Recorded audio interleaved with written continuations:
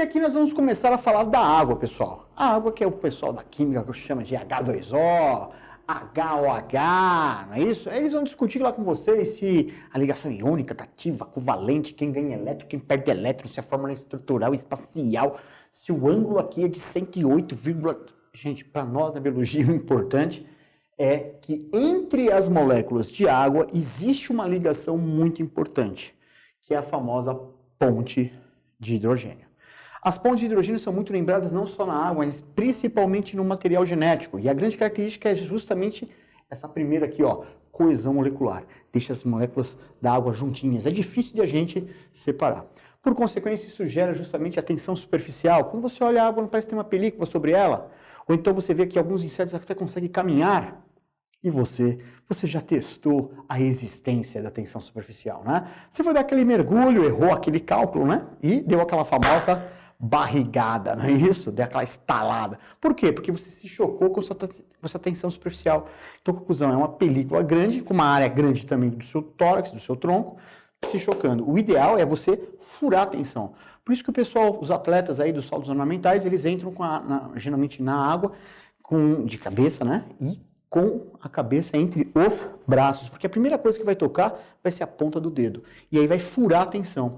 E o cara estando perpendicular, o cara entra, fura a tensão, entra na água e quase não espirra água. Inclusive o melhor salto, né, o salto medalha de ouro, é aqueles que menos água espirra, beleza?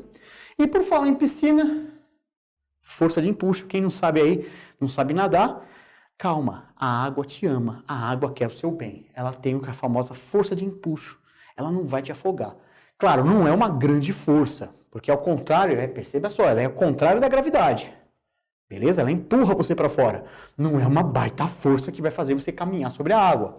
Mas vai fazer, por conta da existência dela, que em torno de 10 a 15% do seu corpo fique para fora da água. Então, primeira dica muito importante, faça que esses 10, 15% seja a sua cabeça. E a segunda dica importante, aconteça o que acontecer, não levante os braços. Porque senão você está lá no nível da água, imagina que esse meu braço aqui é o nível da água, eu estou na água, beleza? Aí o que acontece? Você levanta o braço, o que vai acontecer? Passa, o que tiver a mais vai afundar. Por isso que quando a pessoa está se afogando, ou você vê o braço dela, ou você vê a cabeça, você não vê as duas coisas ao mesmo tempo. Então, não entre em desespero, não se debata, beleza?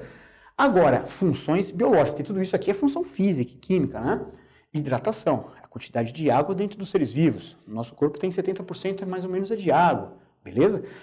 Claro que isso também vai mudando ao longo do tempo. Um recém-nascido tem 90% do corpo de água, uma criança está em torno de 80%. Já adultos está na faixa de 70% a 72% de água. Idosos está na faixa de 65% a 68% de água. Então, vai caindo a quantidade de água ao longo do tempo. Beleza? Também a quantidade de água muda de seres para seres. Então, se você pega uma água viva, 96% é água. Você pega uma melancia, 93% é água. Beleza? E vai caindo. Até mesmo os tecidos dentro do nosso corpo. Você pega o cérebro, quase 88% é água. Se você pega o sangue, é 90%. Se você pega um osso, é 20%. Beleza? Então, tem essas características em relação à água. Hidrólise. Lise, quebra, hidroágua, então quebra da água. Muitas reações químicas começam com essa hidrólise. Se a gente pegar as reações do nosso tubo digestivo, todas elas precisam. Até mesmo a fotossíntese, né? Tem lá a famosa fotólise da água, que é a quebra da água através da luz. Dissolução, né? A água tem essa grande característica de dissolver as coisas, né? Por isso que ela é conhecida como solvente universal, tá? Transporte de substâncias. Lembra do sangue? O sangue tem essa grande função, né? Transporte de substâncias, de sais minerais, de carboidratos, de proteínas, de aminoácidos. Então, a conclusão, ela acaba sendo grande importante aí de ser o maior transportador, essa água que está no nosso sangue, beleza? E até mesmo podemos lembrar da transpiração, algo que vem sempre muito lembrado em prova, porque a água, pelo seu calor específico, ela consegue pegar o excesso de calor do nosso organismo e jogar para fora. Portanto, a transpiração tem essa função de manter a temperatura do nosso organismo, beleza? Com isso, chegamos em sais minerais, como eu já disse, o pessoal da química chama de íons.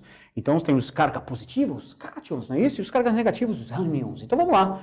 Começando por esses dois, a gente coloca eles juntos, porque eles têm eles trabalham juntos, vamos dizer assim. Eles estão sempre juntinhos. Regulação osmótica, que eles acabam regulando a quantidade de água que entra e sai das células ou até mesmo de organismos. Ou até mesmo transmissão do impulso nervoso. Lembra da bomba de sódio e potássio? Então, você vê que eles estão sempre juntos. Ferro e cobre. A gente, na verdade, até comentou, né?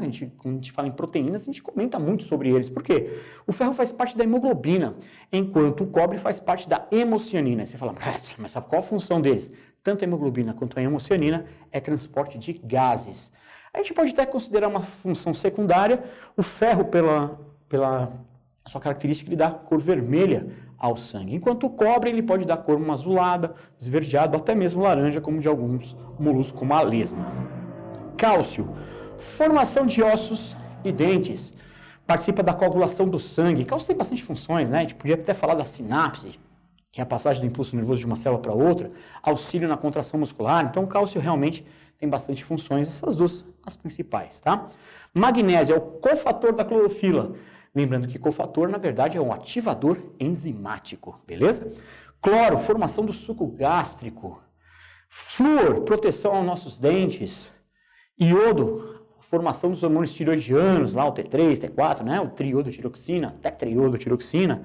E o fósforo, por último, formação de ossos e dentes, tem a função de formação de fosfolipídios, então lembra lá da membrana plasmática, e nucleotídeos, que é justamente o DNA e RNA, e a energia, o ATP. Então você vê que são sais bem importantes aí na biologia. Beleza? Então até a próxima aula.